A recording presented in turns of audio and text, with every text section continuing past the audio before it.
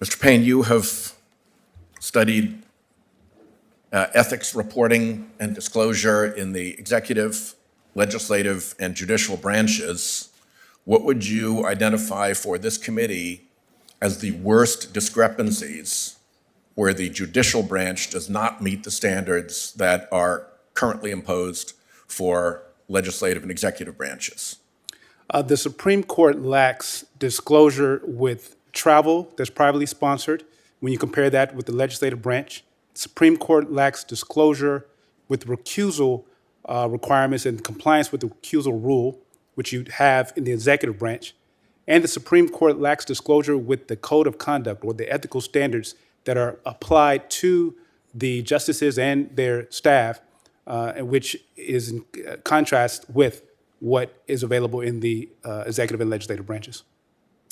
Just to put a practical example on this, if a big donor or a big political interests representative wished to entertain a Supreme Court justice, and if they went to the owner of a yacht cruising in the Mediterranean or a ski chalet in Aspen or a beach resort in the Caribbean,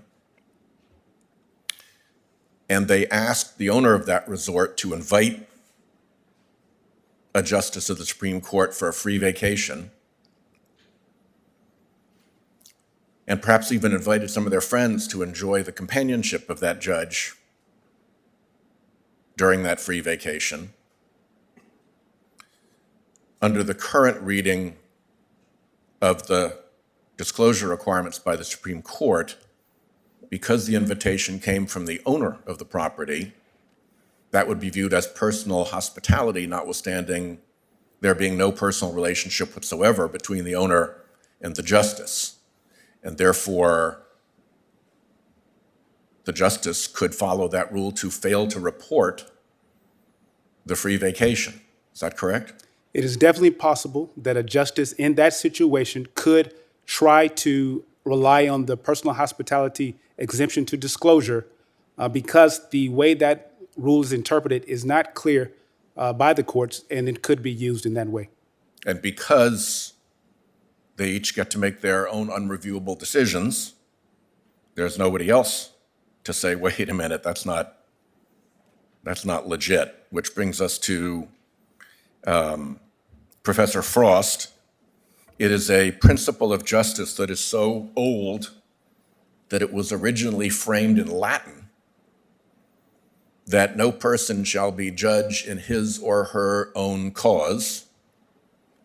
And furthermore, the record of judicial proceedings shows beyond doubt that federal judges get recusal wrong. They get recusal wrong all the time, and there is a record of appeals of judges getting recusal wrong that proves that fact. So we know that judges can get recusal wrong because they do all the time. Why does it make any sense then to have Supreme Court justices have the privileged and improper position of being judge in his or her own cause as to recusal? I entirely agree with you. The Supreme Court is, at this point, the only members of the federal judiciary who have no outside check on their decision to recuse. And as I said in my testimony, that undermines the purpose of the recusal statute, which is twofold: to protect the litigants from a biased decision maker, but I think even more important, to protect the reputation of the court itself. And there's an easy fix, which is to have all 9 members of the court. We could debate whether it could be 8 and the justice who's potentially needing to recuse could step out, or whether all 9 could do it. Either way, it would be an improvement. And review the recusal question and make a decision. And that would both ensure the litigants that they were receiving impartial justice, but even more important, it would reassure the American people that the potentially biased decision maker is deciding for him or herself whether or not they should step aside. And Ms. Wood, a question to you about the anonymously funded amici. Judge Millett has said that it's important for courts to understand who the, quote, power behind the throne is when a amicus shows up in court. The procedures for anonymous appearances in court are generally very rare and very carefully and scrupulously maintained. And there's the danger of orchestration. Indeed, we've seen right-wing funders memos describing their efforts to orchestrate multiple amicus briefs in a particular case. Could you comment on those reasons for why there should be amicus disclosure? Absolutely. So regardless of whether it's right-wing or left-wing, when we have coordination behind amicus briefs, it does a couple of things. So one, it helps the parties circumvent the page limits in their briefs because they're able to not only have the one bite at the apple that they're allowed before the court, but then they're allowed to bring kind of supplementary arguments through amici, which is just, it kind of undermines our adversarial system. Secondarily, as I was saying before, the justices need to know where the actual source of the argument is.